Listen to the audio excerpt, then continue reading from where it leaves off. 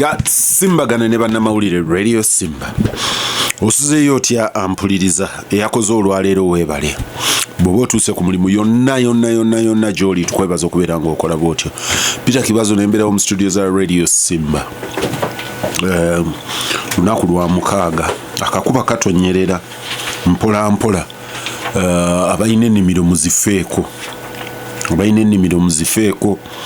Ennaku zino nina gye nayita nga bali balunda enjuki ne bazikuwa emizinga mbaŋŋaye nti ayina emmwanyi tekikusala mu mmwanyi ezo ku borderlines okuteekayo omuzinga gw'enjuki gumu 2 3 nti nagwo gugattako ku income yo n'obeera nga okolera awo.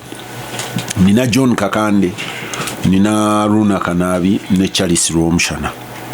Charles namusanzeewo nga amatiza Kanaabi. Simanyi byamumatiza.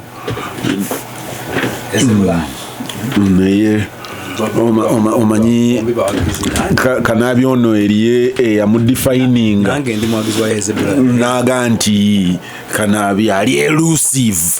Kati simanyi oba mu bigambo ebyo mwabadde amatiza ne Rwomushana naye nga Charles buuza abantu abatuuliriza abaagalwa ate okusinga nnyo ab'emyoyo emirungi Katonda w'amaanyi Katonda wakisa mukulu Kakande tosobola kubanga olina omwoyo omulungi n'owagira abatta abaana abatta abakyala ab'embuto abatta abalwadde abaliko oxygeni.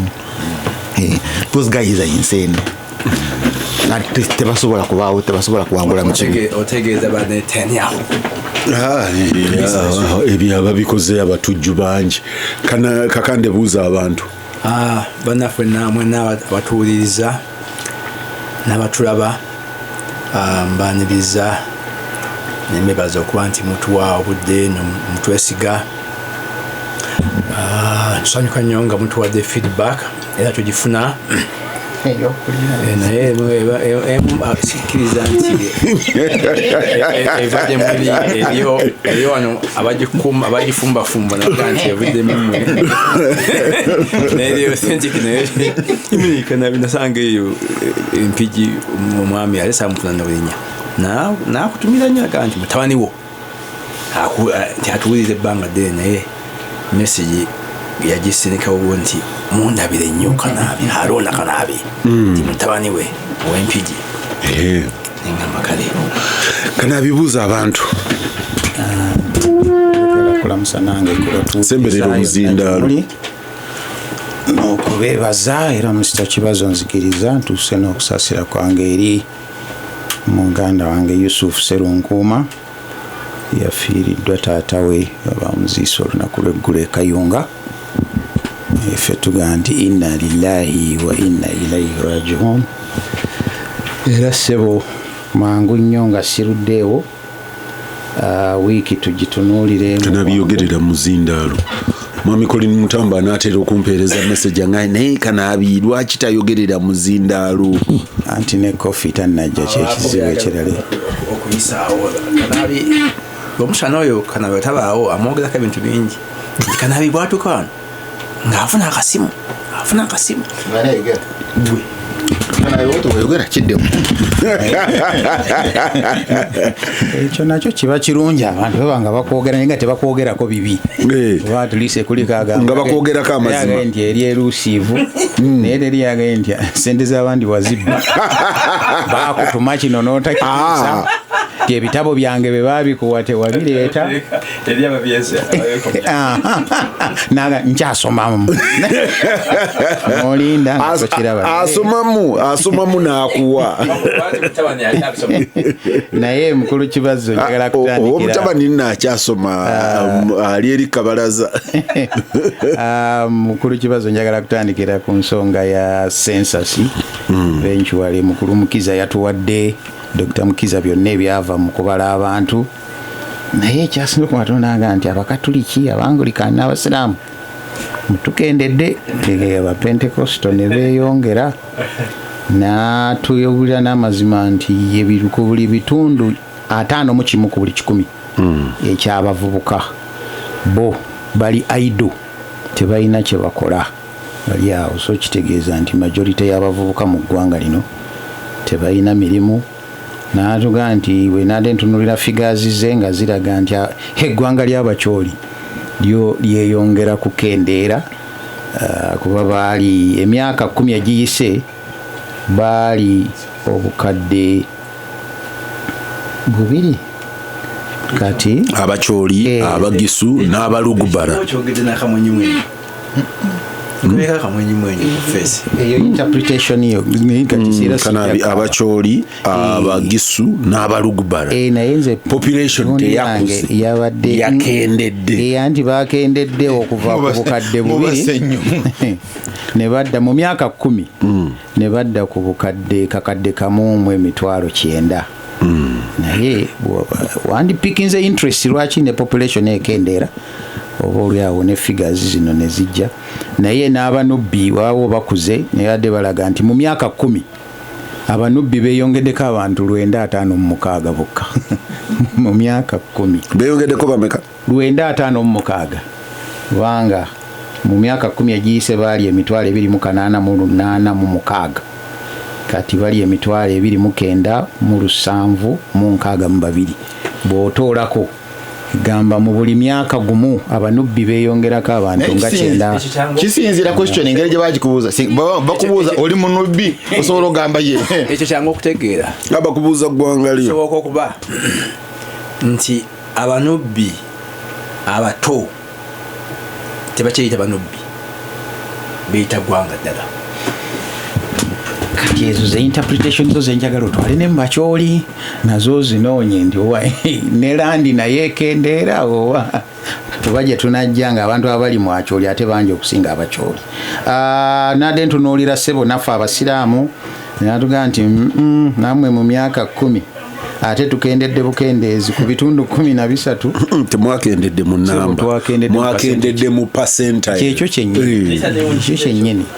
Naye nange nasigadde neewuunya naye bwe bityo ebyaffe bibeera bwe bityo mutubalanga bwe mwagala. Si kuva dda. Naye simanyi nti abasoga bwe basinga okuba abasiraamu. Nali ndowooza nti Baganda.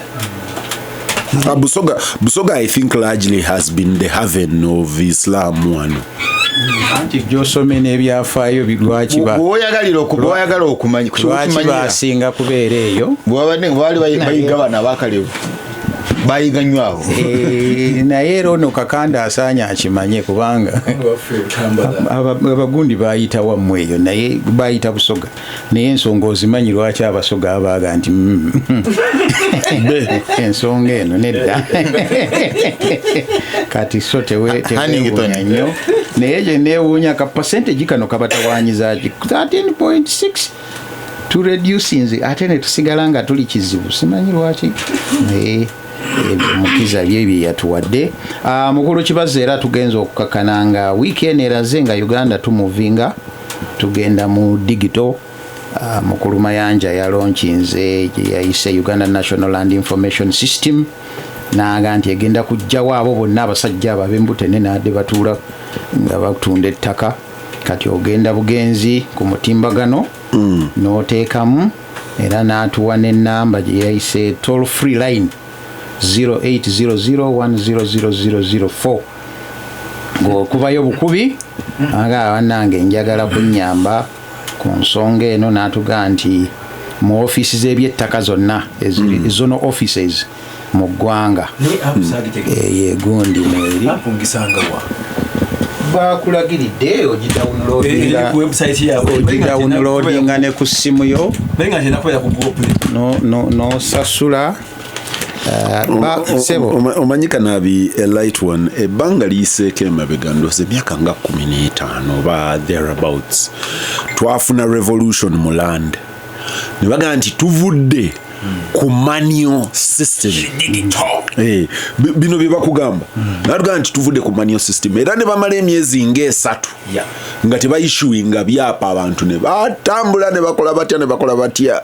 Around that time surveyor wa Wakiso district surveyor we yafuukira mukwano gwange nga noonya ebyapa nkola ndya naye nga teri naye nga bw'oyogera olulungi baga nti kale katulirizinga ekikyo naye eyo creating a scarcity ya material ate nga babijjayo mpola mpola kakati ne batugamba bafuuse digito osobola okukebera abafalansa baali wano nakola ne conference nene nye makerere ne bafuwa kati lindako ne batugamba nti abafalansa ne bafuwa oluzungu kati ne batugamba nti osobola okukeberera ku ssimu osobola okukeberera anywhere nti Kanaabi bw'abanga yakuguza ettaka nti ojja genda bugenzi oteekemu details waliwo omwami bamuyita Obbo yali ayogerera ministry Dennis najja wano nanti simanyi nanti gwe gundi nti nateeka mu ssimu nanti oyina ettaka egindi ngalinga kigundi batukola mu kulonda nti otyana magezi notekamu kati naga nti nono ono yani nti ono mu system yaffe talimu talina yadde poloti wange kendezo ojja kwogerera naye waayita emyaka 3 ministry ne raising a red flag mbabange data gwe bayingiza awera kali infiltrated omulala mukyamu anti mukulu wandika ozosoja jadaga mukulu wandika agambye nti garbage in garbage out bagenda okukakana nga bo bennyini ate bayingiza data awalina okubeera Harunah Kanaabi nga Rwomushana yayingira ku title naye nga Harunah nga title teina transfer teina mutations naye wano mu kuyingiza data okuva ku kadasto eri enkadde okugenda ku bino nga Rwomushana we yalabikira makolo Kibazo ndowooza tuyamba abatuwuliriza nze mbadde mpa bibadde mawulire era njagala nnyo eyo system ekole yakitaddewo n'ennamba n'agibawa nziremu njikusomere kuba togandi kikola kita njagala app wenyisa genda UGNL oba ayina okubanga gyali gobadde obuuza website genda ku Google oteekemu UGNLIS Minister yatugambye gwe byonna kasita obiteekamu nga okola ki ejja kujja nga registering abaga nti ne mobile money oteekamu butesi ng'osasula omutwalo gumu ng'ofuna byonna byokola ki ng'osaba byoyagala. Mukulu Kibazo ng'okyakaya n'ettaka n'amasomero mukulu Muyingo wiiki yagaye nti mwenna aba private naki namwe mugenda ku EMIS Education Management Information System kwe tugenda okubanga tukolera ebintu byonna era tewakyali bino ebyokwetikka empapula ssebo mbwogende ng'osomako ijja kuba ssebo digito naye ne UNEB naye yamaze okufulumya timetable yaayo naye waliwo story gyanadinda mukulu Kibazo ekayunga eyo badde balambula amasomero gandeeba senior secondary school kakundo nateeka okuba nga agimanyi limu ku ssomero ekkulu ennyo mu Bugerera awo ngaga nti abasomesa anti woyita ku Ndeeba n'ogenda ku St. Kalemba ng'abasomesa bagaba n'amayumba ono bw'asulamu leero omulala najja nga govaamu nga n'oli asulamuko ng'asomesa nagirabye ng'eri threatening nga baddayo n'endowooza zaafuuka guest house we bagambye abasomesa baddayo ewaabwe naye bw'oba onoosomesa ennaku 2 nga gwe webakamuko nga ne munnaddayo ewuwe. Mukulu Kibazo ng'era tukyali ku digito wiiki eno naye baddemu ng'aga nti waliwo lipoota eyafulumiziddwa ng'aga nti digito number plates zikyalina obuzibu bu chips obwo balina okuteekamu obutrackinga. Bampeereza message ne baŋŋamba nti UBOS egenda kwetegereza data nti ensonga ya bugisu maybe an entry error. Then let them come out ogenda okutegeera kati awo balina cleaning up data awo ogenda okutegeera census kiki but it can be amended anytime politics weziyingirirawo yambe bakolenga kuba nalabye Ministry of Internal Affairs sebo omukulu PS yagambye omukulu Gershom Musamali yakweza ka message eriyo omulala then that is not official. So we shall take the top man. we shall take the figure gye bakyatuwadde naye naye n'ebintu bya percentage ebyo bigendereranga agamba oyagala okweka information ogenda mu statistics kati bajja bagamba nti abali mu studio fena one Muslim are constituting 25%. 25% of the population in the studio is Muslim. kati sewe naye se ku national percentile bali ki? 13. 13 point what? Kati olaba nti Simba 13 point mu consideration mu Gasimbagane asuse mu national percentile bulungi kubanga yalingo marahemu Nsereko Mutumba yagamba nga twibaje 20%. Ngani figure zo zijjawa. Azisi kali tutegedde. Twina percentile. Tibali 12 ku meka point 1. Na yebe baba bakyuse yabugisu nendo badevu bajitunulemu. Abana yeye kati kubange Musimba mu Gasimbagane basuse ku national percentile by nearly by over 10%. Overrepresented. Eringa yabano bisebo mu buli mwaka bazaala bana 95 bokka.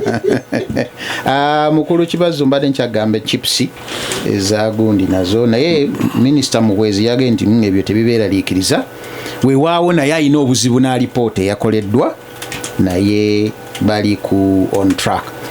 Mukulu Kibazo President Museveni naye yabadde Makerere nga addamu okugulawo ekizimbe ekyajja omuliro. Second, omukyala omuwala omunubbi bw'azaala nga tazadde mu munubbi omwana we tebamubala munubbi babala abalenzi abaana abazaaliddwa abalenzi. Isn't it the same n'awalala? Tuli a patriarchal society namwe abakiga muwala ogwazadde ne Buganda si mukiga. Sebo Mukulu Kibazo goyogera ku bagisu abatwa badecline by 50%.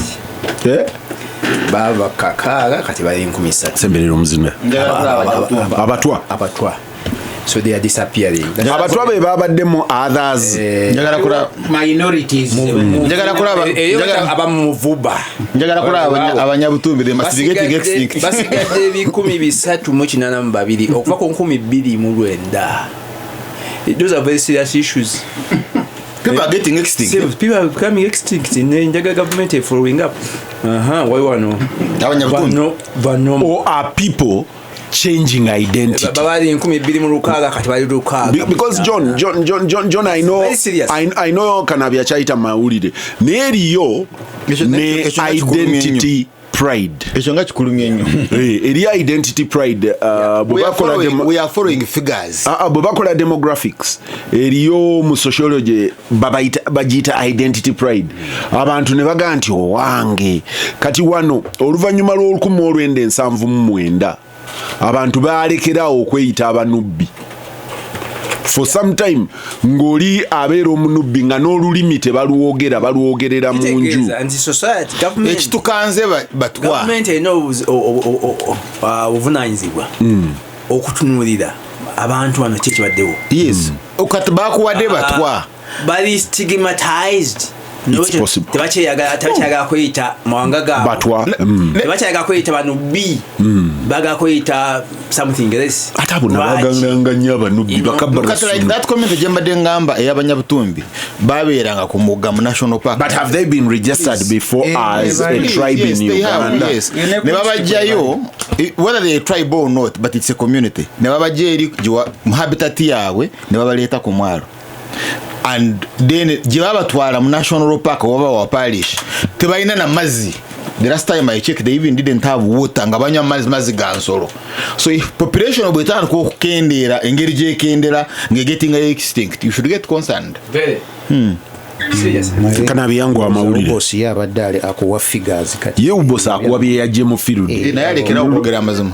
Lwakuba Kanaabi akugamba nti bino boss bye yajje mu field nga tannatuuka ku nsonga ya percentile y'abasiraamu.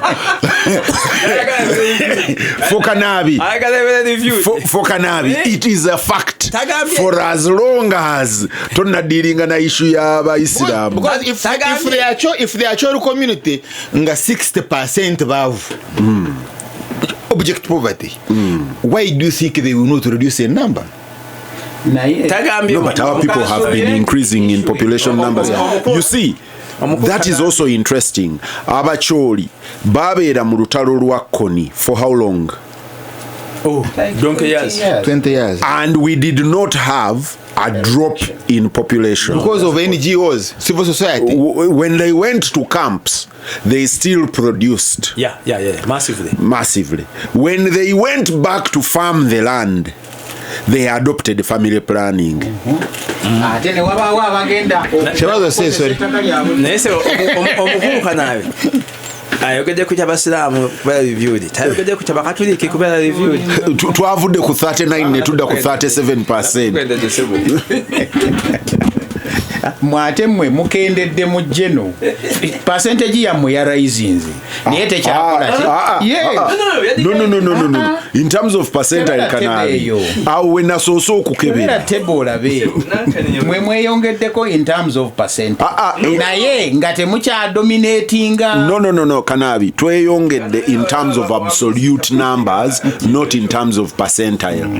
N'abasiraamu, by the way, in terms of absolute numbers, abasiraamu beyongedde, aba Anglican beyongedde, awali reduction wabadde in terms of absolute numbers abakendedde abali threatening beba choli n'abagisu, because there is a possibility of okukendera mu percentile nti fenna twakula in absolute numbers luli twali milioni 1.5 kati tuli milioni 1.6 muze bayita absolute numbers 2-3 muba mweyongedde mu percentile nga mukendedde naye abacholi ne absolute numbers zakendedde that is unusual. njagala ompeeyo community tawagira Museveni eyongedde naye sebo eri abatawagira Museveni nga community mukuru kibazo nga tonayimbira kyabasoozi take a note emu ku nsonga enkulu ennyo mu figures nti Central Region kati yesinga okuzaala abaana batini ennyo, I mean in numbers 3.5, that's the lowest. In the next 20-30 years you're going to be my but John, is that not true?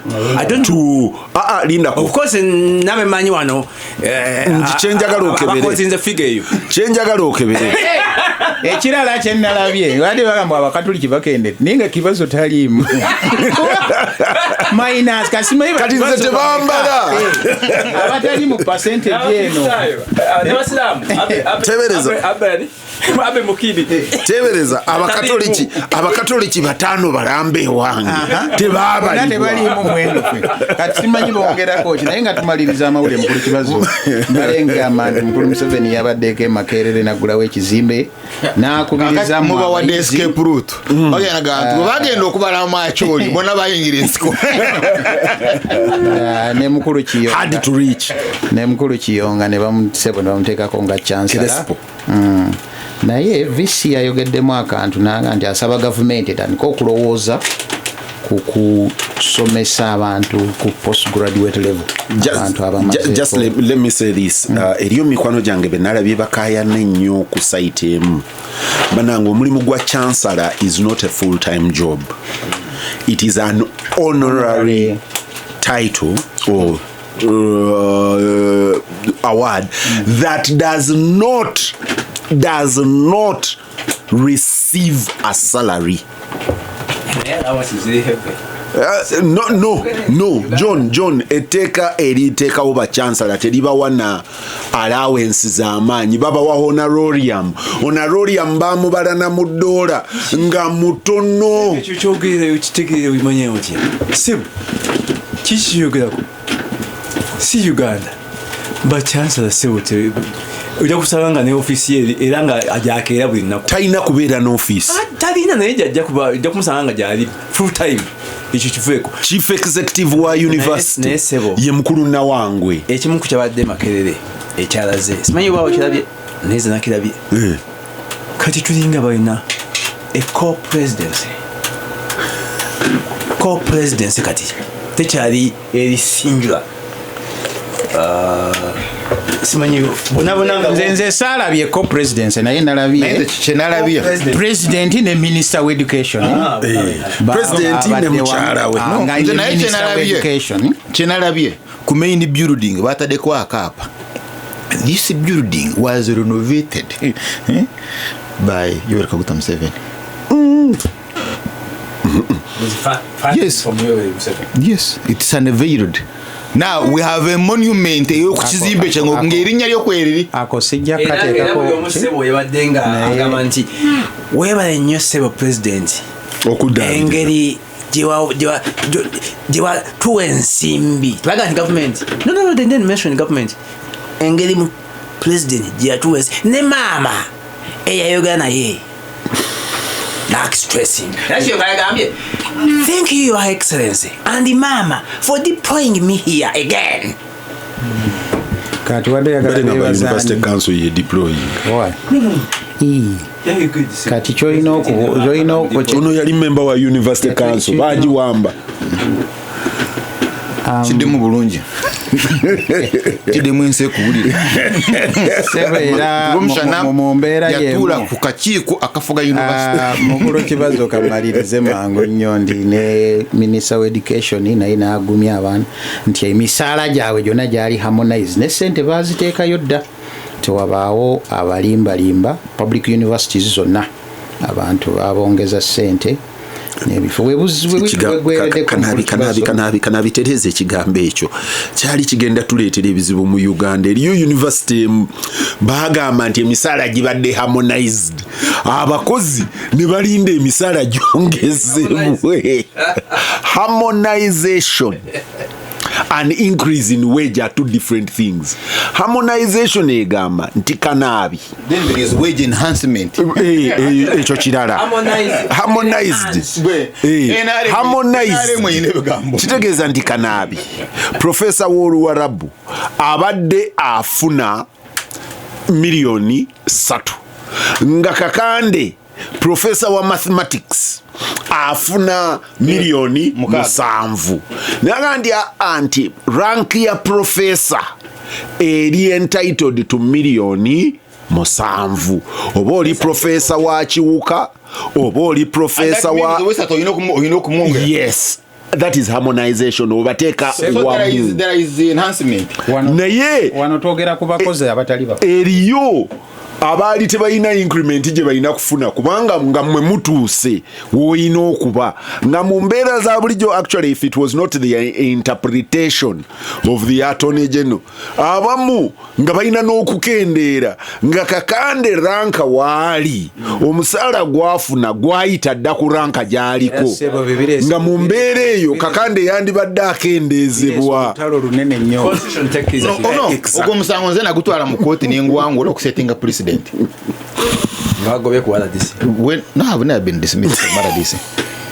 Now you have it for record. I was redeployed. Okay. But within the office of the president. Kamalirize twetugenza okugenda ba police officer munange USA gambete wabwe tebabeetaagayo abaweerera ddala bana balimba ongana kujja myaka 10 leeta anti bagambye ne family nze njagala bakwata ono akyaliko ali mu office ayina obuyinza naye ne wegwereddeko nga sebo honorable lumu naye biru yemaze okuyingira mu parliament the administration of parliament amendment bill mwayagalira ebintu ebiwerako bikyusibwe mu ngeri parliament gyeddukanyizibwamu mu bufunze mukulu Kibazo ndowooza ebyo ebibaddewo ne mukulu Semakadde president omupya wa Law Society naye yalayidde wiiki eno n'asuubiza enkyukakyuka mu ngeri ensonga z'abannamateeka gye zitambuzibwamu. Tuli mu byabadde mu mawulire oba ebiri mu mawulire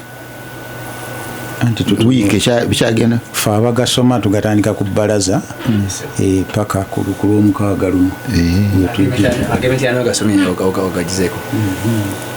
mukulu yabadde mutera naye kyadde ekikulu nti sebuka takyatokekako bwe yagenze ogaba enju gye bazimbidde omukyala eyamuyamba eno gyeyalinga kijaguzo eyo omu ku batakkiriza kusemberera mukulu ng'agenda okuwaayo enju ye vice we emyaka 39 Kigongo Haji Kigongo bamugaa nti sebo sigalayo era Kigongo bamukiza okena ku nju ng'omukulu avuddeyo eriyo dokita aŋambye nti sebo kyotapeyinza attention to abatooro batono kubakonzo and that is a danger that is they are going to amend the census.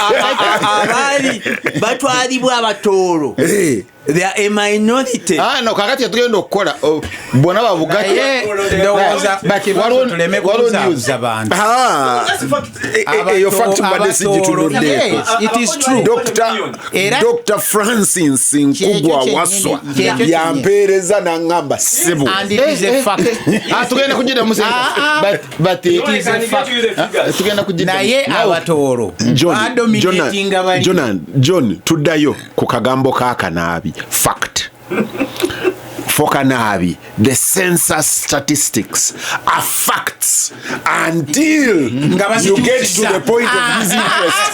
The point of his interest watuuka ku Bayisiraamu aganti wano nebirala fact kankwe figures abakonjo bali miliyoni emu m'emitwalo 10,442 bebabala abatooro aba kingdom y'ettooro eyalukira abasajja bali miliyoni emu mu 15.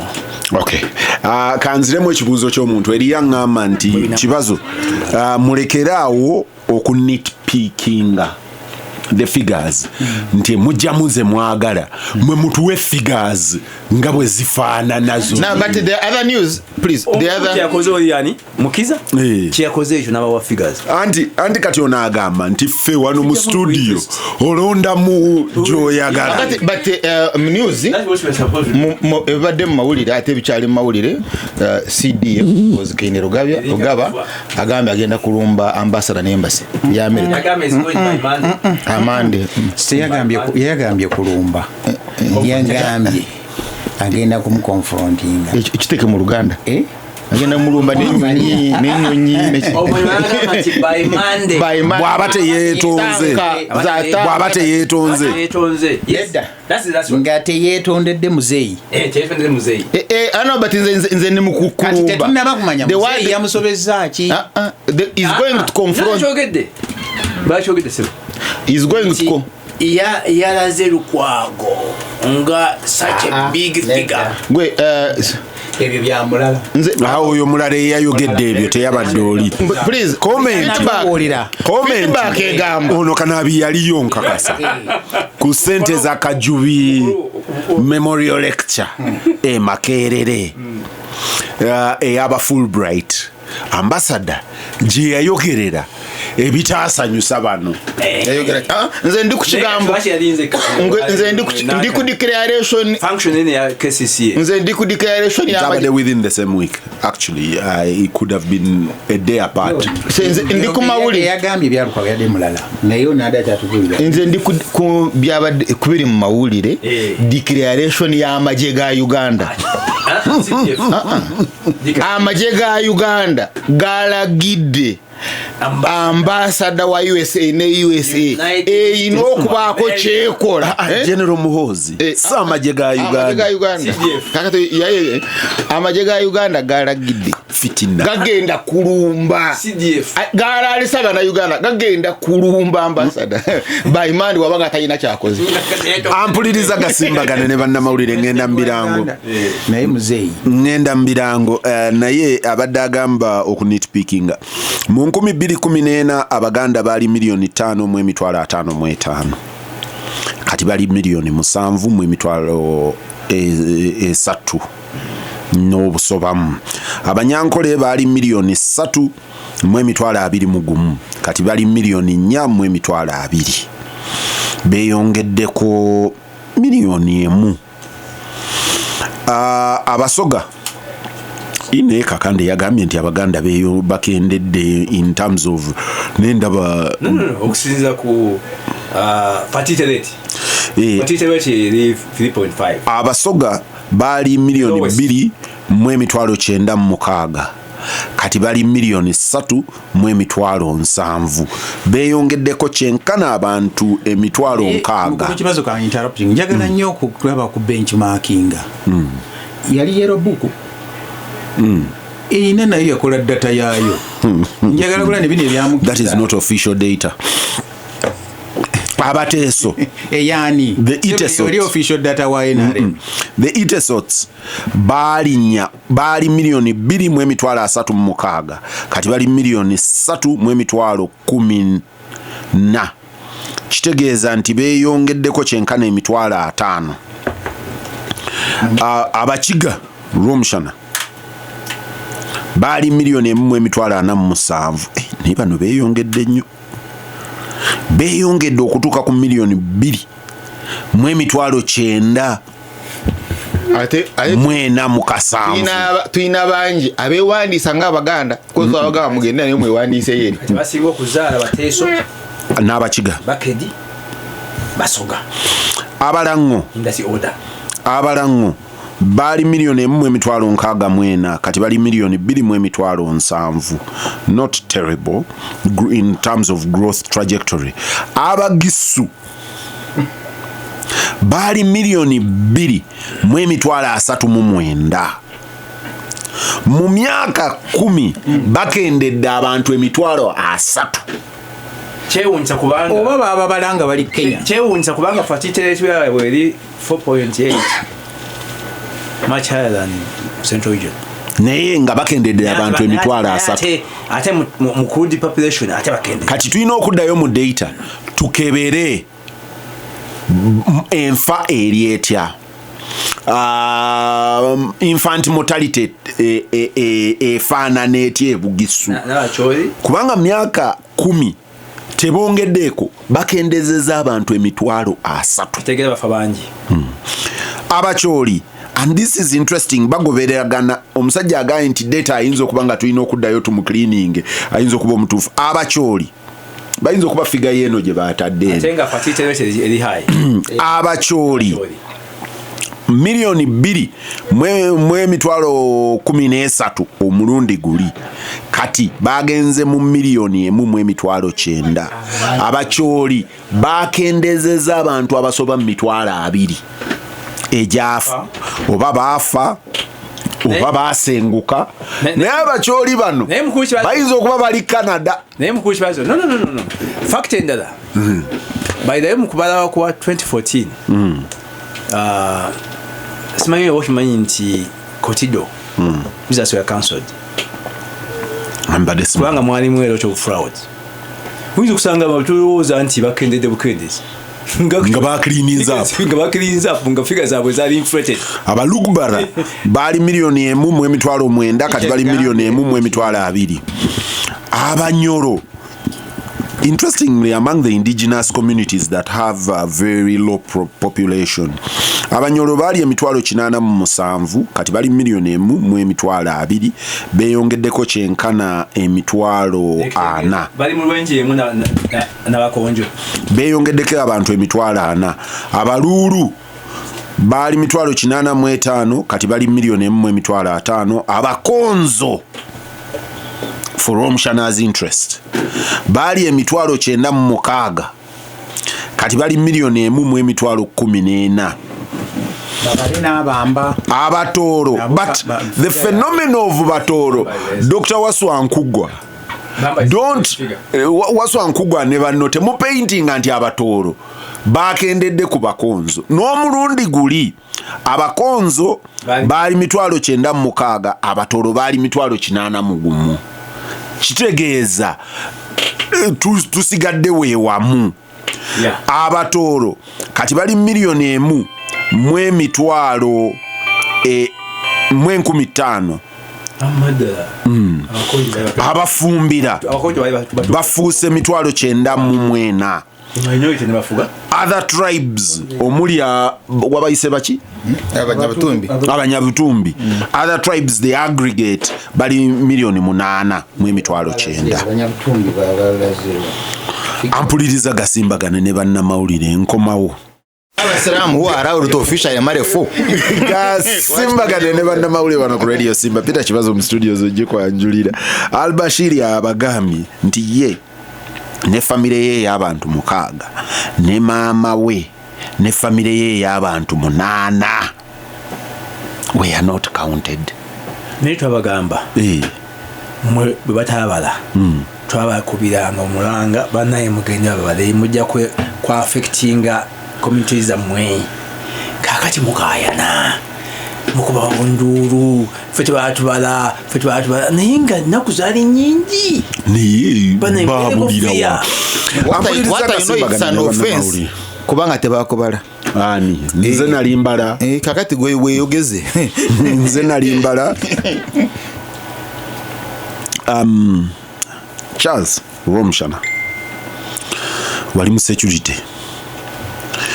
Uganda juzi ya introducinga number plates nga za bachitachi digital number plates bwogiteekako bwoti mananga bampereza message munzita bwogiteekako bwoti osobola okulaba buli wamu wolaze wokoze otya basobola okutrackinga ne bamanya wooli nebeerayo enkayana wakati w'aba minisita ba Mwami Museveni.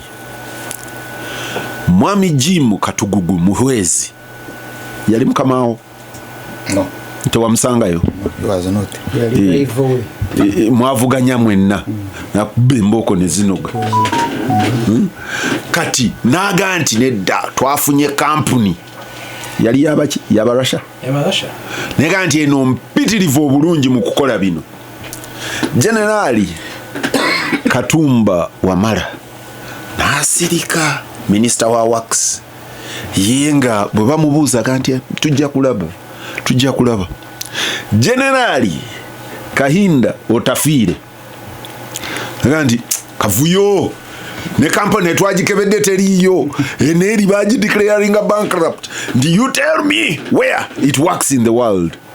Yotafiire bandageje bikola tebigenda kukola bajenero bameka basatu abali involved omu ali akafeche owa works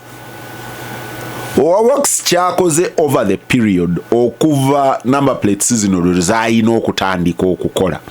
Companies ezikola number plates zino eriyo ABC eriyo ne GM Tampeko baali baziwa notices zirekeraawo okuleeta ennamba era bo ne beewa obudde ne balekerawo omulundi ogwasooka ne bacreating a crisis mu importing emmotoka ng'ennamba zibuze. Tuyina emmotoka ze bakliyaringira ku port e Mombasa, tuyina ze bakliyaringira wano ne boda. Actually bangambye nti boda is a bigger crisis kubanga olunaku ziba mpitirivu obungi ze bawe ennamba empya.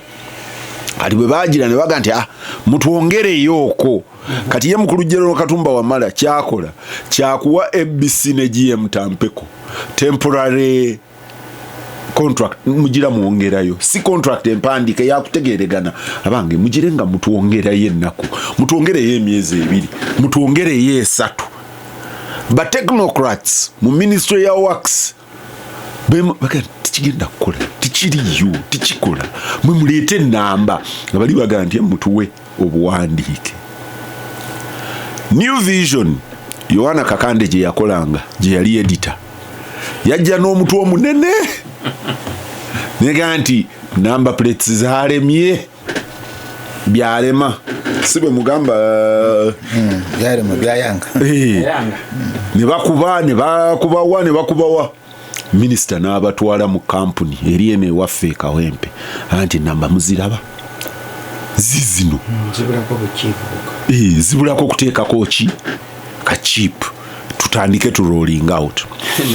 Government yatandika ne pilot project ebyo John gobimanyi government yatandika ne pilot project nga pilot project ya kuteeka ku motoka za government zonna digital number plates zibeere trackable ne batandika okuteeka ku bozirabyeko enamba eyina white background ne red numbers ne baziteekako we twatuukira about 2 months ago nga ba technocrats baga nti twakakola emmotoka 2023 ne minisita bwe yagenda okwogera ate ye yatuwa figa nnene nnyo nti motoka za gavumenti tunaatera ozimalayo zonna gavumenti yeyina emmotoka ezisuba mu 3,000 ye yagazina oli yaganga 2023 wangubuza eyiyo nze saaliyo naye nga zinaatera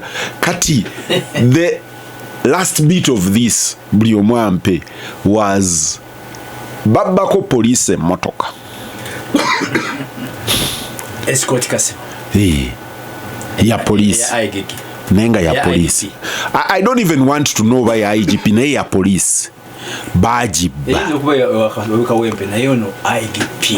from police headquarters mu escort detail si motoka ye jatambuliramu bwe bajibba ng'eriko plate empya digital number plate muzimu ku nnyinnyonnyola ze baatuwa baatugaa nti emmotoka tugiraba in real time otegeera kikategeeza real time tugira budizi tuti tugaa nti yiino evudde wano eraze wano egenze wano abakozesa iPhone bamanyi ogiraba ti yiino Kanaabi yagiina ali mu nnyumba egindi ali gindi ti ya polisi ya bululubula naye nga baginoonyesa ki digital plate baginoonyesa kamera last visual ngaga nti bagirabyeko enakawa ku kamera y'enakawa nti ne banoonya wala ne baga mu minister bimu ku success ze yawadde yadde example y'emmotoka kati ne bamala ne bagifuna oli naga nti naye real time kati kyali Rwomushana ekirala baŋŋamba and kino kankyogere sikimanyi nze ng'omuntu I'm not aware naye oli yaŋŋamba nti mu nsi endala ekibeera digital tebeera plate nti plate eyo ebeera wansi the tracking device ebeera waggulu eri eyina okulaba n'epiikinga barcode eyo nti era emmotoka zetugula zibeerako kasitiika waggulu ku ndabirwamu eyo maaso n'ey'emabega era eri ye barcode gye bareadinga ng'oli aŋŋamba in terms of logic nti ate ogiteeka otya wansi ku nnamba n'ebeera eri wansi oli anaagiraba atya because erina kubeera ku ndabirwamu waggulu n'ebeera readable nga eri awali visible awali readable kambuuzeemu ati mekufuuka mu kuba ndabyole balinga nnyo kiki kye weewuunye ennyo wano Kanaabi ku bintu ebingi ebigaddewo kyali Rwomushana security expert waliwo project gye nagoberera actually nendeeterako n'ebizibu ojja kwangu atuddeyo mu data wa Kanaabi yes mu Uganda Revenue Authority the modernization of IT project ya Uganda Revenue Authority mu biseera bya Bright oyo mukyala wa URA omujjuko n'omuzungu ng'ensimbi ziva mu Asland and Bright ng'ensimbi ziva mu DFID ya Bungereza but according to our contact inside because twalina mu contact nga tosobola kukola solution and the hardware because you have to have today solution then obene hardware obene software and hardware tosobola kubikola nga tonaba ku defining a problem. So you begin with kati nkwa security, you begin with the identification of the problem. Osoka no manye ekizibu kyekiriwa. So mu kino ekya digital number plate kizibu kikyo yagala okujjawo. What do you want? So if it's a security issue mu digital number plate kizibu ekiriwo mu security kyekiriwa. Kufune moloka ze bakozesa mu kutembula, kufune moloka ze babye, kufuna ku tracking abatambulira mu moloka nga bino byowulira nti bakubyakulira Hezbollah bamukubide mu kizimbe. In other words, like the way they were tracking mu banka okay, whatever it was, babade bamutracking nga oyo gweyagala okunoonya. So you begin with the problem. Kati omala okufuna problem, then oli okogenda ku solution. Then your solution yejo okukuwa ebintu ebibiri. The software kati ndoza moinazi tracker moinachi, then the hardware jogenda okuteka mu number plate. So the first question erinti that hardware oyina okugiteka mu number plate. If you want to solve this problem, kaliko yagala okuteeka mu kakiipaako, is kayina okubeera mu number plate. So bobanga choliko is security. N'abalina molokezo tebanditegedde ntokataddemu. So kati kino tekirina kuba wagimu muwezi mpozi bwabanga byabyera bayali nga tabamanyi initially. Yes. Bwabanga ogaye no project ya security. Ngeri wagimu muwezi. Nga Jim Muhwezi was Director General Internal Security Organization. If indeed he was, nga byali akola yali abitegeera abamanyi. Kino siwe kino okukolebwa. You get eno bwebanga egenda kujjawo bino byempulira president nga ayogera gwen aguze moloka nagikozesa toyina kumanya kati ate ngisasulira ntya no kubanga mwabadde mu factor y'okugisasulira. Fine, yes, you can omushana kyakubuuza security oba oyina kirala maybe, but bwebanga security ne bwekubanga kugisasulira tuleeta ekirala, you can bring another thing. No ganti tukola to realize no gamba zine moloka empira no je muleta obako some other excuse nenga gocho yagala kutekayo kachi bukono kachino kachi gwe omoloka toyina kamanya nti bakataddeko ekyo kimu ataka chipaako bwoboka teekamu oyina okusoka notesi yakola abantu n'omubbi tajja kumanya omukolo oli gwonoonya nti it is traceable. But kati no jofuna sikateka mu peja noli namanya nti peja kaina soka bokateka mate no gant ani wana achasinga ya magezi asobora okuyiya technology ne discovering anti mwekali omanyi kyazi kyoyogedde banks. I don't know whether one to chikola ne banks in so many places employ quote unquote hackers.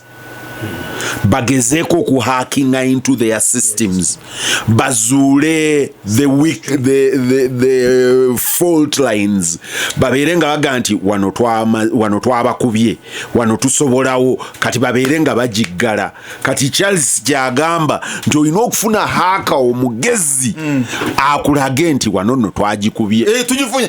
But kakati olabira nti ateba nobo tebakolanga ko security tebayina akona kulu oba no bote bamujjawo batya nda atene neza security nago butaddemu. Me who is going to stage a robbery ko northern bypass you know kumanya emoloka cheza security is deployed around kat benfuna solution because you know we are Russia ekuba Ukraine this Russia yatwala tanks ngatemanyi bagenda kuleta javelin really so katinze bwenzanga nyina solution which can read because you can get all data of government number plates.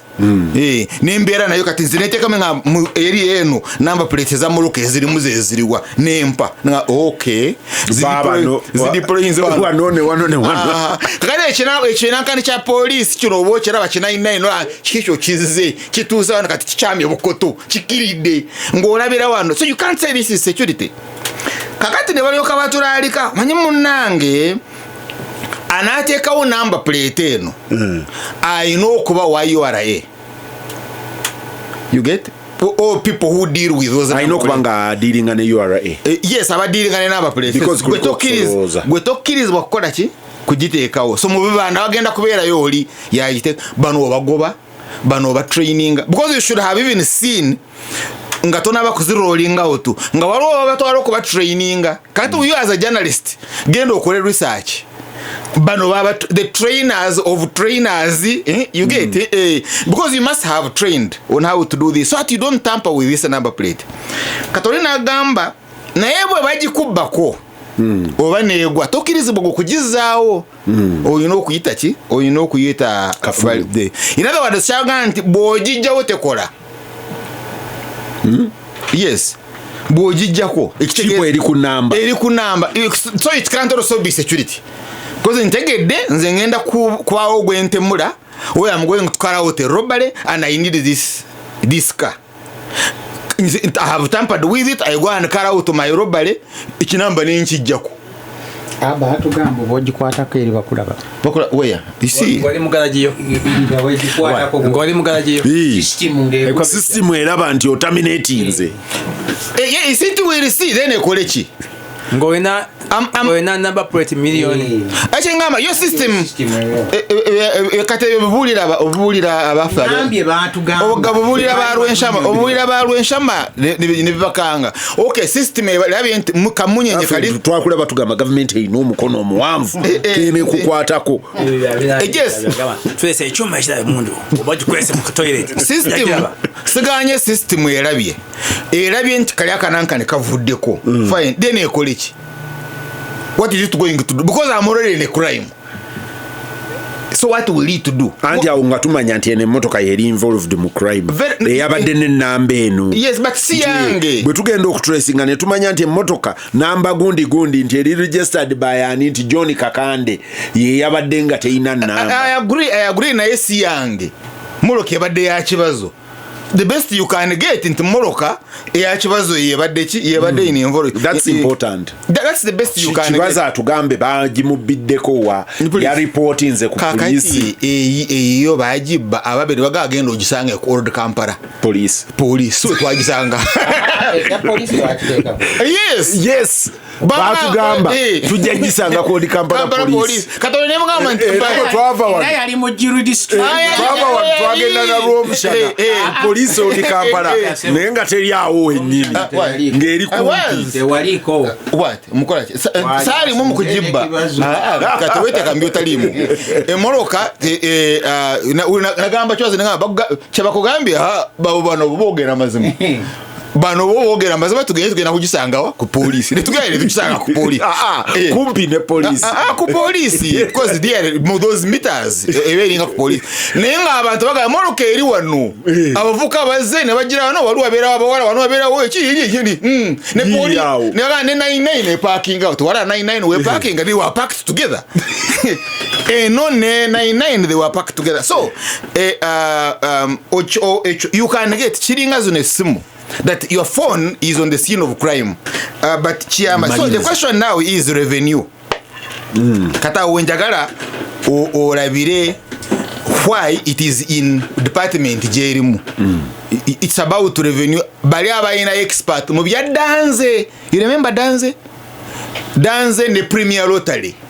Premier Lottery was about revenue. Yes. Bobi Gasi. Yes. It was Jim Mwezi ne Danze. Ne Premier Lottery ne Yasudiru. The head of that one was Kamkama, who was in political. it was just revenue generation, and indeed ba scratching ne bafuna ensimbi nyingi nnyo anda danze ndyabaje yakategaya omunabala. Omanyi Premier Rotary change jukirako yayina akarango nga nkaagala nnyo ng'omusajja munyankolo oba mukiga agamba nti buli ka town ngulero ka scratch ndorebwe sizifune sente zino za Rotary nyabula kakati now mukuru Kibazo so natakula kakande yatakula kwa nsi nafuna ndo yanko ibili out bankwasa Jamu mmere. out bankwasa bwoba yagala kumanzi ye Kanaabi edini temukiriza kuzanya zala kakati there are for two things zine numbers zonna we bana abikola bya Jimwezi bijja kuleta siringi simeka ekyo kyekikuwa ekifaananyi namba 1 eriyo neyampa namba yazeezo nanga nti the only background survey and bichi je bakola nti was about the numbers nti oli yatula nanyiga calculator naka nti tuine motoka meka mu Uganda nti bwokubisaamu zino ofuna meka nti wano waliwo sente ekyokubiri project ya security ate presidency abuuza naga banange kino kituuseewo yana badai ina brief abayino ina kwango ina update every other second aleto buuliza mu lwatu ku bintu bya projects za security. So the whole thing is about revenue. Now no the problem je bayina because we agala kuchikora audit osookera the reader of this data wegendo okubeera engeri jeri because you can tell zino cameras waliwo reader yazo webeera but you see if all these are not in place then mayati just bubbi Harunah obansoke wakakande kansoke wakakande nange saga kirwako nnyo omanyi Rwomushana akyononedde ddala naye Rwomushana ono ayogedde wawo abasajja bagenda okuauditinga cameras mu kibuga ekimu si wano Uganda ne bagenda mu nsi zino ensinga mu South America gye basooka okuteeka kamera ne baga nti zizino zigoberera abantu kati bagenda okutuuka ku buli kamera nga kamera zaali zikola mu bibuga ebyo ebijjudde abayaga nga zo zennyini kamera ziri meticulous gye batandikira night vision nga ziraba zikola ki naye challenge we yali backup system nga bwemala okulaba ng'oli bw'aba takulabye mu real time ng'atudde ku screen bw'ati akulaba nga tebalina capacity tukutereka na to retrieve that data nga biyitawo bibeera nga alaba TV era olina abagamba nti eno system mwagikola nnungi n'abantu lwe banaabazuula nti bye mulaba tebiterekeka mugenda kuswala ne babagamba nti kubanga kakati Kibazo yayita wano yali amulaba in real time yali amulaba naye bwe tuddayo mu system talabika ne wano kyajja si mu security cameras abantu bafe abalina cameras mu kampani zaabwe nina gye nagenda oli ne bamubbako amataala ku mmotoka baga nti naye tulina kamera tugende mu camera room kati aba camera room ne bababuuza nti owa ebyabadde bitya nti tukebedde bwe yazze teyina babadde bagabbye koliye nti kale ogogumu n'ogwokubiri ne kiba nabaganye naye abantu bano kati omwami omu nainsistinga naga njagala kulaba camera footage oyo we najjidde nga siina butaala obwo nti emmotoka yange ya 2018 it's a fairly new car nti buli era gyebeera nayo including paint okuchiipinga engamba ku dashboard paint chipped nekulaganewa nti eyandibadde ngambye nti nina ettaala gye sikola ki gye siina olaba eba teyakabwasi ku dashboard neŋŋamba nti tugende tu reviewing tulabe bagenda okutuuka nga pikicha ateri akaivu batandise okutakula akaivu ngono Kibazo yali akola wali excuse gye yawanga abwazze nga amaliriza bagenda okuzuula nga data taliyo kati kyali si kyagambye wano tuyinza okubanga naffe wano mwina na president janga lya nkoko omanye janga lya nkoko sebo onzikwiza nanga company mjimanyi era bali na kamera ezo naye kamera zagobye omukozi omu yali azikolako nga zo mufucho focusinga ku bintu ebiri street ebiri intended yabeera mu ruumu eri n'alaba abakazi engere n'afokasinga amagulu Rwomushana gye yali atuula eyo obusi nakola esimu otudde bubi baki otulabo okutuuka bakoze bakompoininga era ekyala naye omulimu gwona mukajja guli kutunulira amagulu gaffe nga tutudde mu ofisi zaffe era eventually bamugoba nti was abusing his office naye egamba nga yava ku mulamwa gwa kamera kumulaka nadda mbirala naye mukulu Kibazo Rwomushana gye yagikoze ku nsonga eno ekisookera ddala Uganda gavumenti yaffe etuse mu buzibu neggwanga tuli mu buzibu nnyo tufaana mukulu Kanaabi yagambye naye gwe kyewuunya nti abantu baffe bangi mu gavumenti banoonya kintu kimu nfunirawa si patriotism weyogerako nti eggwanga liganyulwa bitya ennaku zino president yali yenyini nga akukuluma kamera zino street kamera zibateeka makubo nawa ku nguudo nga naye nga tayagala kwogera nnyo naye nga omulaba engeri gya aga nti ebintu nga tebitambula bulungi nga nali mbirowooza n'olwekyo projekiti eno nandyewuunyiza singa lipooti yazze negamba nti ekintu kitambula bulungi kubanga okuviirala ku ntandikwa nga bayogedde mubaddemu ebibuuzo bingi naye ate omukulu nga tayagala kuwuliza bibuuzo ebyo kubanga ndowooza gurupu eyakimuguza yamumatiza era nemumatiza n'okumumatiza nti bajja kirwanyisa abalabe b'eggwanga naye why not the other way around ayakwata calculator n'akuba ayinza okuba ye n'akibawo ekintu nekibalema nabaga nti wano kifuna ye nyini dabo simanyi naye kyemanyi kyendowooza kubanga ye kenyini tabadde cabinet minister we bwavaayo mu lwatu naga nti ekintu kino kiri fake nti ebintu bino tebijja kukola abantu bano bemuleeta tebaliyo nti ne kampani gye muleeta eri baagi and it is Uganda police nga basindisa delegation eri gyagamba gye bava ne bagamba nti tekiriiwo nfo kyokutunulira bintu emphasize that delegation nga ya Uganda police kyenyini ngesindise very senior people okukola due diligence naye n'akakiiko akaali kabuuliza nibakasatula naga nti mwaga kotogera gwanga you're not patriots mukolera banankani banyunyuzi tujja kukyewuunya nti ebintu bino bifeirinze naye nga si kyekyokka watandikidde ku mukulu Kanaabi yadde nga ayogera nebbugumu lingi nti batuwadde ka app wochekingira Kibazo alina proti sebo nabadde nsoma byabadde mu mawulire okay n'ogamba nti ekigambo ky'ebbugumu ndoza temwali wulidde mu studio abadde alinga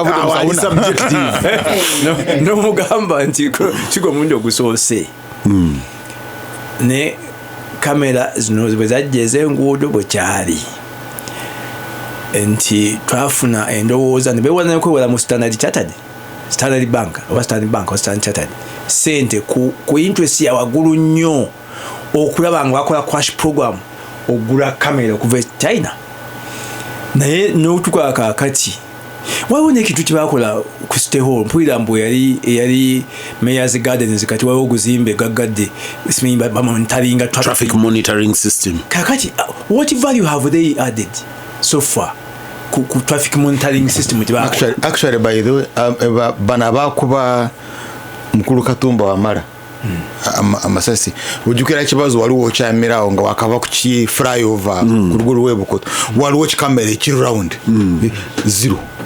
By the way nene nnyo bwe baba bavaayo eri ku kisota yandibadde bakwata ng'ogenda kisota because bava ku Olex around Olex there nawo waliwo ebikamera bino ebya round ebyo naye nga maaso galinga ga bumyo oba gaki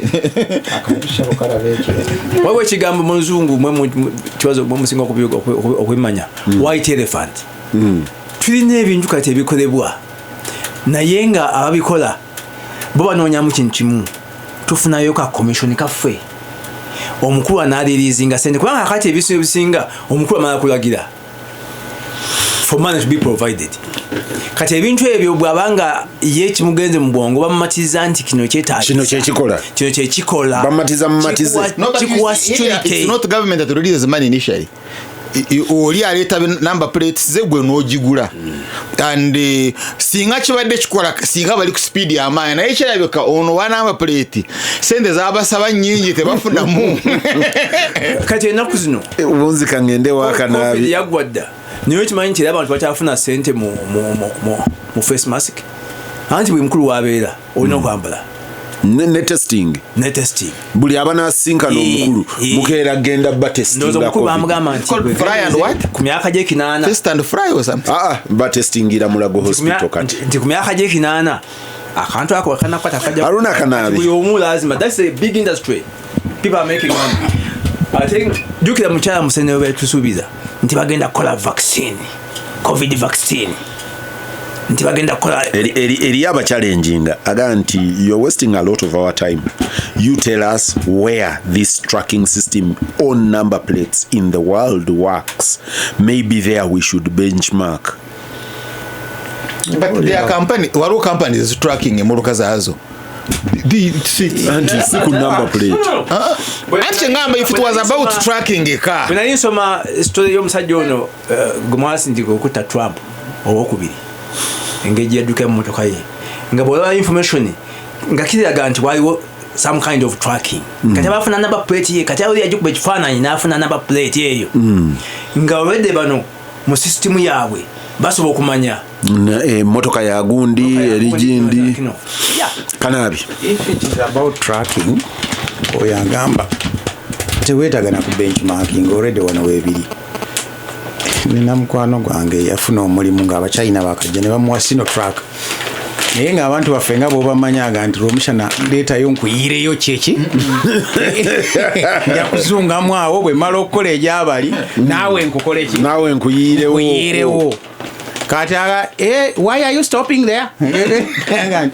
emmotoka bagirondoola mpola mpola ne batandika okukola ki tebyali bya number plate naye bateekamu system zaabwe zikola ki naye nga driver tamanyi wekali jengo bayita n'abagagga eriyo ne gwe mmanyi ya trackinga ne mukyala we bogiranaga nti waŋŋambye n'ogenda mu wino ngula nanansi nankulaba opakinze ku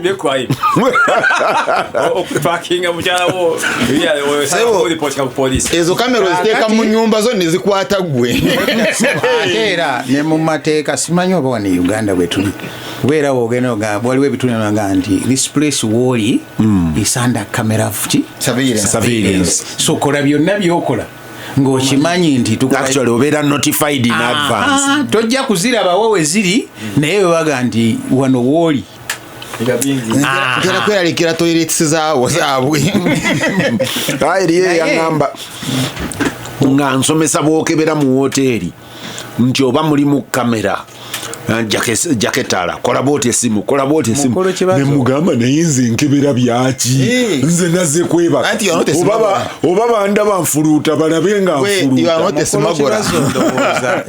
debate eno tugikyuse tubuuze ekibuuzo lwaki ebintu bino bijja biddiringana nga tebikola ekifu kyekirwa Rwomushana agambye nti waliwo eyabalamu kakanda appointinze ku jajja yennyini nanga ndi kasitaba mu matiza at 4 million vehicles Rwomushana akola ki an average of 300,000 naye njagala tuddeyo emabega abamu ku mwendooza temubijjukira waliwo wane company bagiyitani Westmont biki Westmont Land Asia ne Westmont Asia nti egenda kuleeta wano simanyi nga batwala UCB yali UCB Westmont Land Asia ne Westmont Asia era ne batwatiza nnyo yali azze kugula UCB twakakana tuli luddawo omusalamu warugwa abantu ne bagenda ne bagikebera nako ng'eri banka gyeri. Kakande ono yali omu ku be basuubiza okutwala mwali mugenda Malaysia. Kakande teyagenda Malaysia baabasuubiza naye eventual ate tiketi tezajja ekyo kimu ne kibeera wali banka okutuusa naye Kanaabi yo Westmont eri yaliyo ate land hadi njawulo yali Westmont Land Asia oba Westmont Land tujja omukubbo ne tujja wano waliwo company bagitani naye agireeta yasooka mujadda yaleta boss ayagireeta yali mujadda ne batugamba teyali mu Premier Rotary egenda kutwala Nairo Mansion Nairo Hotel yes ekole etya bikyera ne wano yeetaaga bingi n'okutuusa kati twasigala tumuyimba fulati twagiri recoveringa era nga ku mulundi ogwo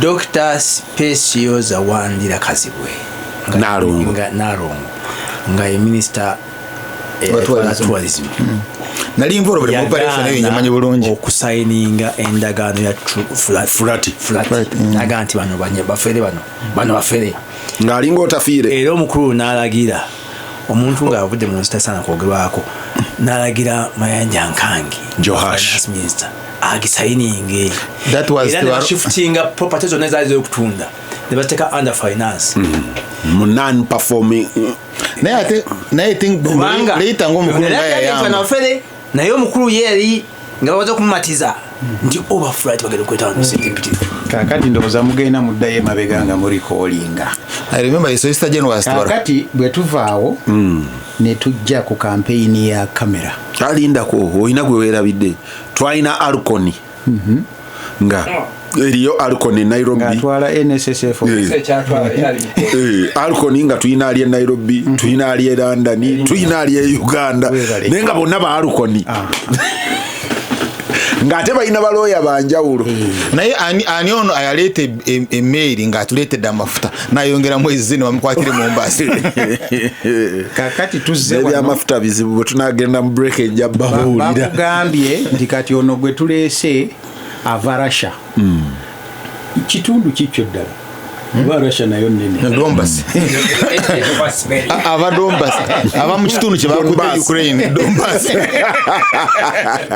nali mmanyi oli muwagizi wa Russia Ukraine ne batugamba wali wa Chechnya ne batugamba mukulu Kibazo nti eno company gye tuleeta kafulu mu bino ebyokukola ki by'okulingiriza ne batuwa n'ensonga lwaki lusizagala kuziddamu mukulu w'omushana zaleese bannaabwe bennyini nayo nti walalalala ekampani yiino seriiyo tetugitegeera ne credibility anti bweri security company erina okwekweka ne credibility yayo tugitegeera nabadde ntunuulira ebintu bya peja e Lebanon nga bagenda okunoonya ani yamuguza nti ya Japan nti ntayi nze ebintu nali nabivaamu dda nabiguza Rwomushana nti Rwomushana waawa nti yali yagenda e Malaysia nti naffe ne waffe bamudikira bankrupt wererere tetugenda kutuuka ku stage eyo naye ng'eggwanga mukulu Kibazo lwaki buli kaseera tubeera mwezi ensobi kitegeeza nti waliwo system failure. President yayimirira wano mujjukira bulungi nnyo ng'azze okungubagira Kaweesi n'agamba nti twetaaga kamera buli wamu ebyo nja kubiteeka mu nnyaamaanyi twagenda okutuuka wano omusajja wani Nambirige bridge mwabagenda Entebbe we muyita ku fulago ku Nankani omusajja bamutemudde it took abantu abatambula okukuba obufaananyi babuteeke ku social media nti eno emmotoka etava wano yankula ki abagamba nti ekitala kyawo kyali kivuddeko ekitala kyawaawo bamutira kyali kivuddeko kamera ng'ekolera ku kitaala twafuna nga kamera zetwafuna zo tezisobola kuba na taa. And of all places anko watuula nasoma amawulire tufunye incidents nyingi nga bagamba bageze wano awatali kamera we bakoze eki ono omwana gwe wawa Susan Magara nagirinya bafuna na kamera emyuka bika yemukwatako nga ate ebakwata nyuma si face mabega omanyono yashitame nyuma naye nga omuwala bamujja kakande naye ava waffe bamujja lungujja ne bamwetoloza ekibuga ne bamutwala emukono awo wona waliwo bikamera naye oluyimba olwo mukyalujjukira nti lwali lw'amaanyi nnyo tuleete kamera bino byonna bijja kuggwawo pulezidenti nga buli mukolo gwayimirirako kamera zigenda okumaliriza nga gwe munnayuganda buli lwozaagala ewaffe wali ku muliraano omusajja bamubbako emmotoka bagijja mu nnyumba ne bategundi mbwe bati agamba abapoliisi bagamba naye wano wewe tufulumira wabeerawo kamera nti ate dda tolowooza kwali ng'alinga ng'oli gwogambye abe Jamaica because you see now ono gwogambye nti ono wa security yoyo yali yamala nga bwajja ne mumugamba naga we have checked the camera naye ddayo tunuulire when we see it came without the light it came you see here we saw when you were coming era yali ayogera bw'atyo taseereza kati tuddeyo emabega tudde nga tutunuulira ebyo byonna Rwomushana yatunuulidde ku security naye is it the government system etasobola kusalawo nti kino tukyetaaga ne kino kikole bwetiti kuba Rwomushana akubuulidde ku security angu nti gwoyagala okutrackinga ate omaze n'omugamba nti n'akantu kali wano mabega nkutaddemu akalaba era ngenda kukulondoola naye sooka okasasulira ate kuba tunulira n'obulyaza amaanyi obwo bagenda kukulondoola gy'ogenda ate weesasulidde okukulondoola ate oluusi osange nga ne be bagambye gwe woneetaagira nti naye mubadde munnondoola nange munnyambeko nga Israeli yeannouncinga kakati pages tugenda kuteeka mu bomo ate pages zigenda kubeera mu bomo nti pages tetugenda kugirabanga buli weeri era nga Hezbollah ekkiriza nti kanzigule no you see and that was the mistake of Nasrallah ogamba nange muve ku masimu mugende ku pages yasooka kubatwala ku peja bwe bamala okuba peja naga temufaayo okitoki zote bajja you see the mistake was for him to announce naye alinga abawana ate wali bannange muve ku masimu gano batulaba mwandigenze ku pages okay kalaze katugende naye sebo ati Nasrallah tusaawo tekewo omulala obuzibu ono obusinga obunene nti ye kenyini president mbadde ngamba Nasrallah ye kenyini president waffe jajja nti system ye eya security eri infiltrated namujinga is what kati wabanga system ye namujinga very likely nti abazze emisango gyennyini gye twogerako bali part of the system bayinza okukola ebintu ampuliriza Gasimbagane ne bannamawulire tukoma Radio Simba John Kakande Harunah Kanaabi ne Charles Rwomushana Kanaabi mfunye a number of corrections ekisooka gereso mu Musamali atereezezza agambye nti I'm listening but I no longer work with Ubos. However, the National Census Commissioner has confirmed to me that the data is being re-examined. Alfred Geresomu Musamali, former census publicity and advocacy advisor. So it is official that the data we have is under review. Then omulala nangamba katukozese lindako this is Linya Yerusalu Dithan, a student of Makerere University pursuing a master's in population and reproductive The figures disseminated were later but the figures were disseminated, but later Dr. Vincent Senono shared the correct figures. Vincent Senono is the director of methodology at UBOS. It was a swap of Bachiga Langi with Bagisu and Acholi. Na mpereza nti the waliwo baddewo swap of Bachiga and Langi with Bagisu and Acholi. So ebyali kakati mukebere ku page ya Gasimbagane, the latest impression of the data njibaweereza aga nti ebimu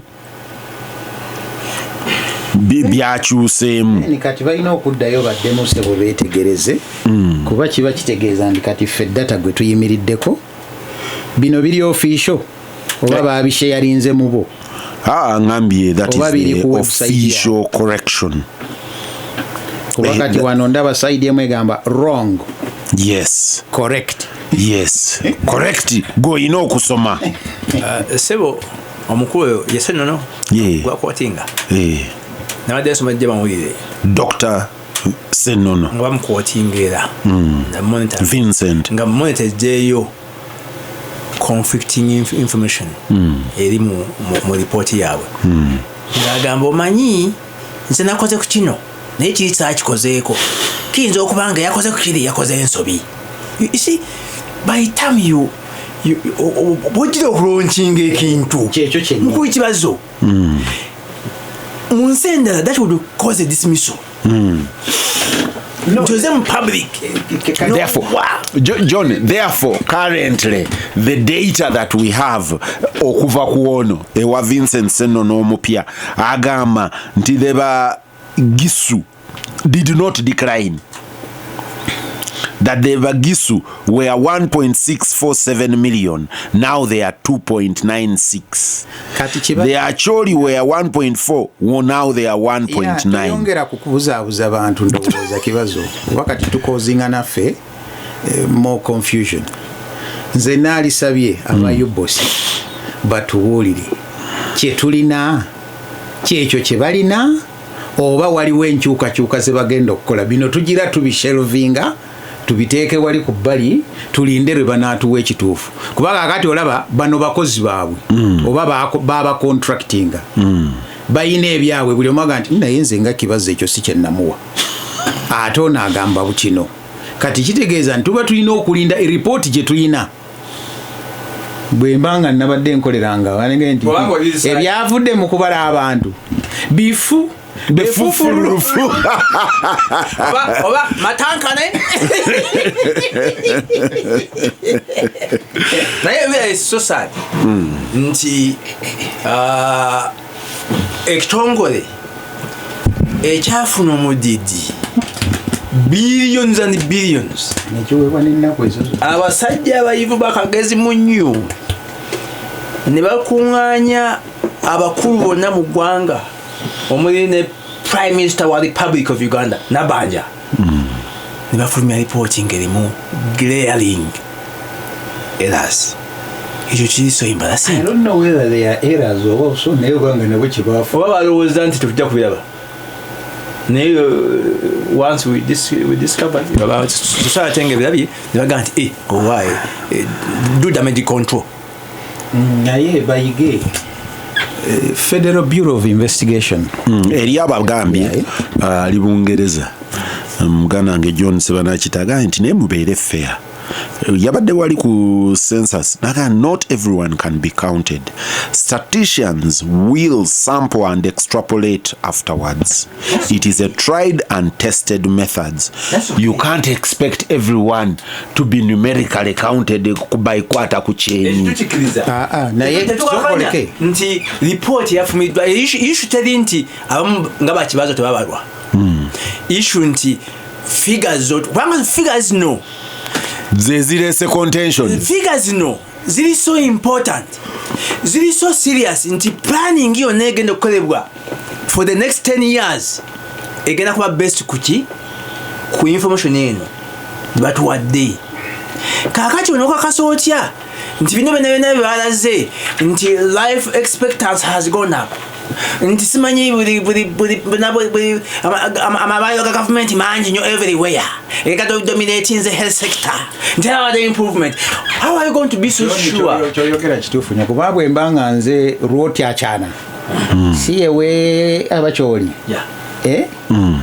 kekwaro zange zonna nanzige nti temuddayo okukkiriza akalwali konna ka family planning mugombolola lyonna eryo ate abatukendeera kati baterezeza tukendeera andi yubose kugambye nti mwe mugenda mukola ki mukendeera mu myaka 10 tuvudde ku bukadde 2 tufuuse kamu 9 kati oyodeta Vincent Senono agaye nti wabaddewo okutabula kyekyo kyekande kyagamba nti that on ali very important naye guno omuvuyo omukulu Kibazo teguli mu bubosi wokka aba education juzi baganya okufulumya capitation mbolwa errors ezaaliwo kubanga jajja yagamba nti bangambye figa za mwezi ziri cooked yagamba ntuza jajja mutuufu tuddemu tuzetegereze naye nga waliwo sebo kyoyise okutene ku mutwe head count ono ye yalinga mu head count yoni 2 Harunah 3 Kibazo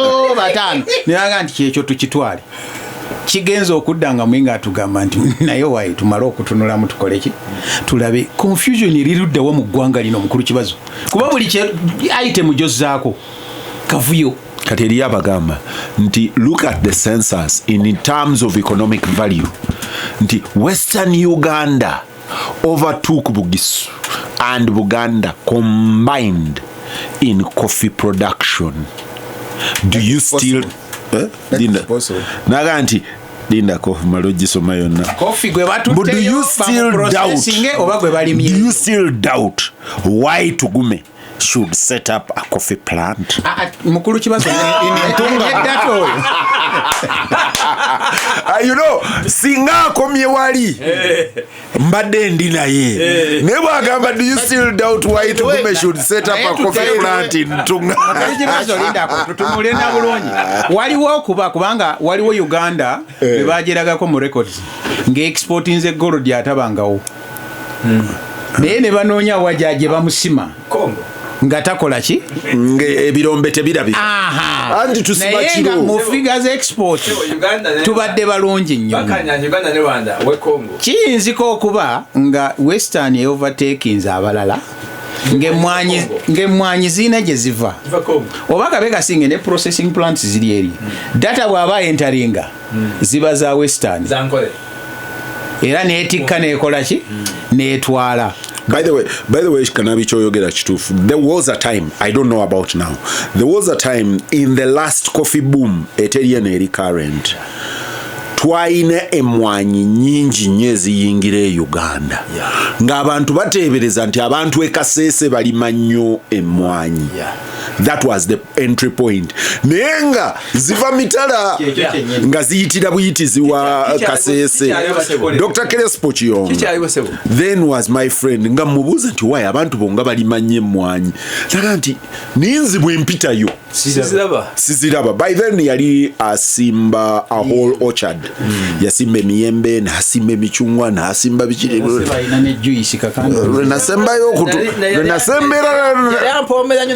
nasembayo okutula naye ku Sheraton yawo nga tunyumyamu nga mubuzo wayi bikola bitya nga avudde China nga takyali ambassador ne mugandooza kati oli fugge nga naye akolima government tuyamba mu kino tuyamba mu kirite yakola bweti kati nze nga mutunulira bwenti nti eriyo government awatali kiyonga ojo musinka ne munywe ka coffee simanyi ntera mugwako bugwe ayina watula ku Sheraton entebe nga nnyo okuva we nali mpitira yagamba nti abantu bekasese befiiriza nnyo kubanga baba balaba presidential material he must be one of the top. Era chancellor. Si chancellor. Charles Rwomushana, the few responses kubaba ngambi wano na amatoke nti amatoke gali nyemu Eastern Uganda. The Eastern Uganda ye kafuru okulima amatoke. Nja kusoma okukira ani okukira western gale agavadde gava entungamu eastern nesinga western matoke kakandi data mulanga data mulanga jakoze mu professor ani professor mulanga kakandi data nina kulaba nte zisinga wakati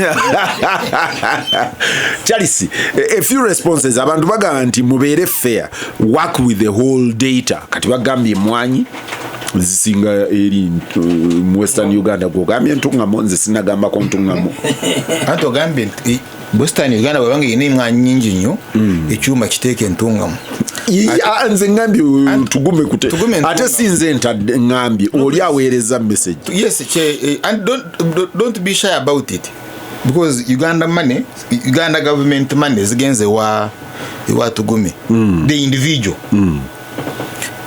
but Western Uganda erimu bunyoro up to Karuma kuva Karuma okukirira mpaka Kisoro. You see Central. No, that's Western Uganda. Your description. Southwest, yes. Impossible. What gamba nti bunyoro is in Central Uganda. Central Uganda. Yes. In terms of geography. No, if you are talking of Western Uganda, in Western otandikira Karuma. Yeah. Ngokirira, yes. Including Chirandongo. Bunyoro, Toro, noyitamu angole. Ovakafu. Nogende ewamwe. Ovakafu. Chiga. Mpaka kuboda ne Rakai. Wano ntungamo, because ntungamo and Mbarara border Rakai. Anyway, the local government. Yes. The Mbarara, the original Mbarara. The local government system. The RC system. Ne mayumba 10 modo. Esobola okuwa abana Uganda. Oyinza butabasagregating nga bakola data yaabwe eyo manya bano bacholi bachi, but boyagala okumanya abana Uganda bonna. The internal security organization ina capacity okukuwa data ate nga ntuufu. Yes. Ngokozeseza the local government system, ngokozeseza the parish system, the local government admission system, parish omutongole abo you can get bajipangisako okola census y'abaana mu primary school. I'm the one who headed it, so I know nayo failing. It didn't. Because the objective fake information. Please go slow. The objective yali akuja mu ghost. That was the objective. Chebaita the register. You remember that register? Present, absent, basomako. Abanyesomero limu mvuka byagende waiso. Natuka ku ssomero. Head mistress namwero kaminga namutwala mu office ye ne banywa ka coffee namukwata mu ngalo n'atambula n'agenda. Ati lwaki basinga banywa? Lwaki muwayiriza coffee? Muleke nammwe abanywi bakawa mu painting ekifaananyi. Now kakati mbadde when you are talking about tribes, tribes ezimu ziri territorial communities. I'm talking about tribes. Echi kigambo kiri derogatory. Negenda maaso. Abaganda you're a tribe. We are a nation. We are a nation. Ndine gwanga Buganda. This is a nation. Luyensonga lwaki oli wano. Tribes are primitive. Ekigambo Kibazo sibiri rutoro. Now, tribes are primitive. Ndakukakasa. Babuza omwana wa Rwomushana oli wa gwanga ki? Muganda. Kakati omuhororo as a tribe bw'omusangira kunjiri yemanyi ng'omukiga. Now owawansi mu valley, that Rift Valley, Bugangare bwamba ate ne Kanungu ate bemanyi ng'abakiga bamanya abali eno mu Rukunjira awo town ng'abahororo. Now it's very difficult okufuna abantu ngamu n'otababala nga Banyankole.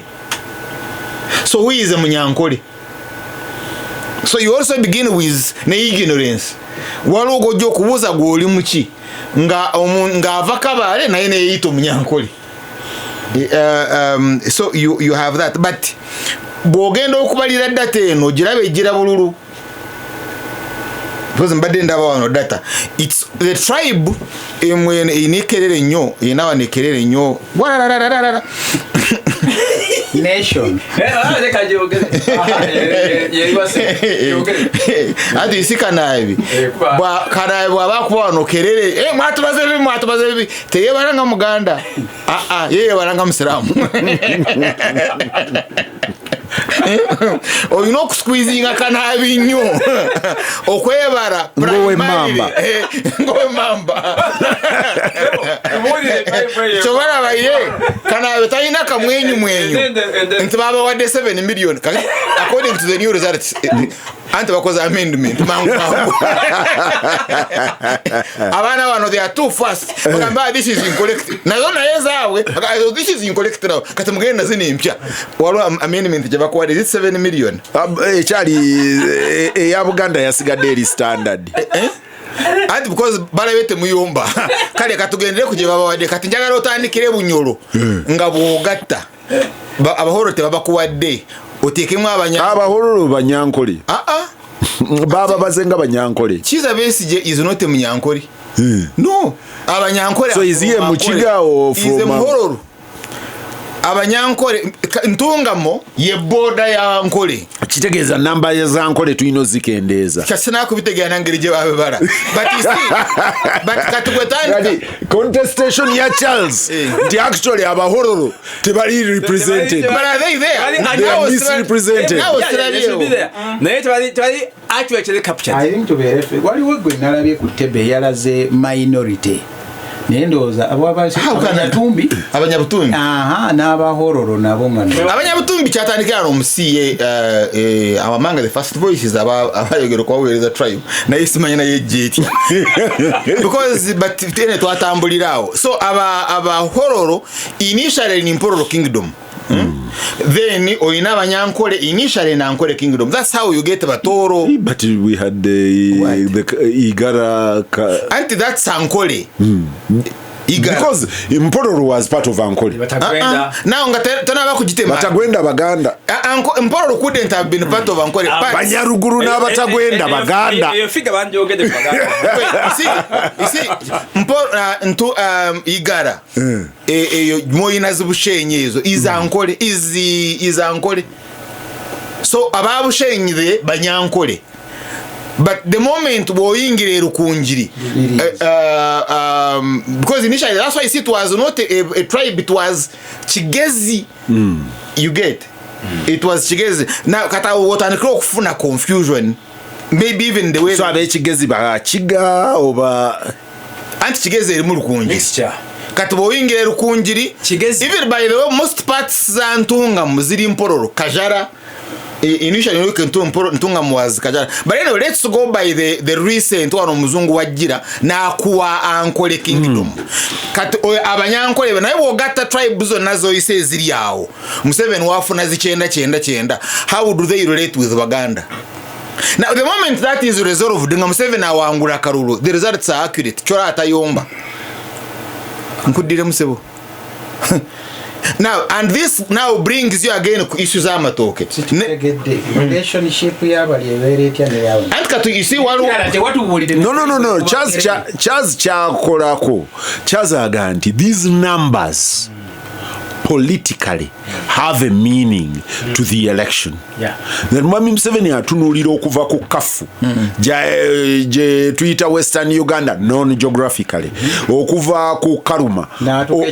Okirire. Ogende wetolole mpaka Kabale. Okomewo je wekone kyotera n'ekyazanga. Nti bwakwate eyo span yonna. N'agatta n'aga nti ene namba zeno ziri milioni 7.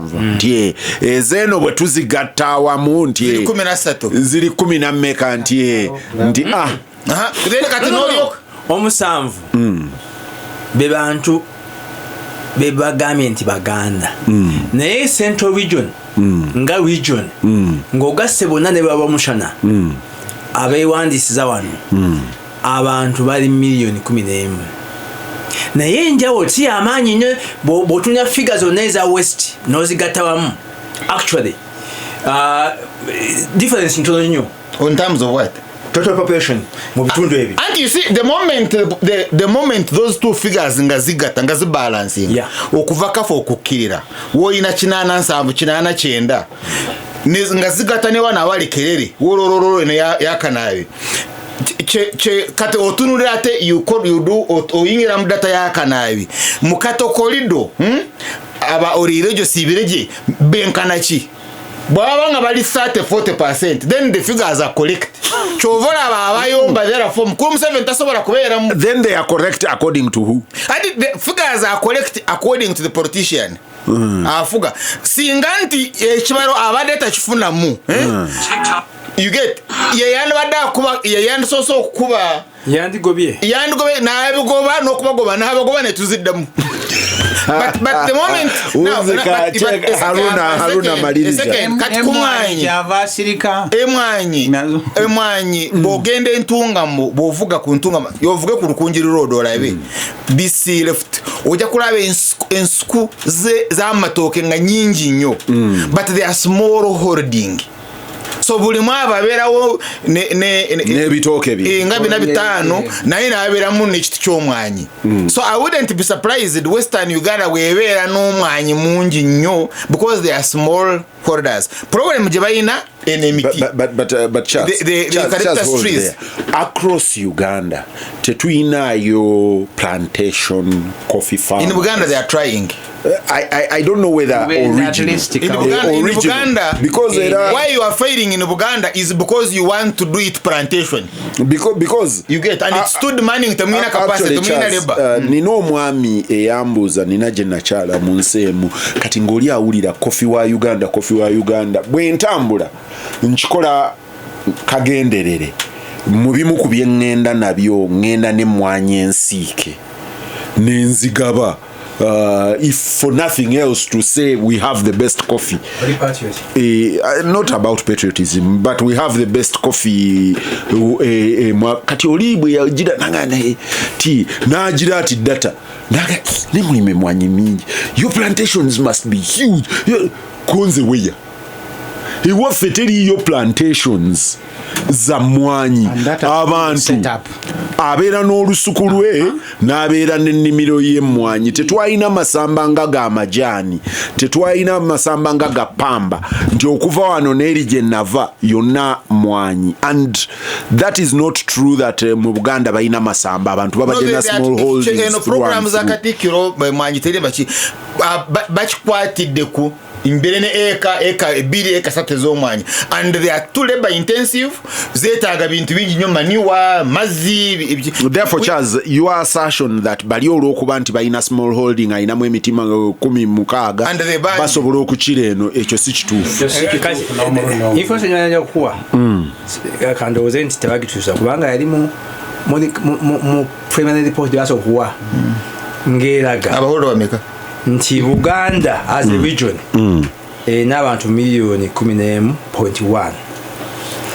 kakati Western Uganda gatta Bunyoro 2.7 million, Toro 3.3 million, Kigezi 1.7 million, Ankole 3.6 million, 2.7 3.3 1.7 3.6 Western. You're almost 10. Go back 2.7 3.3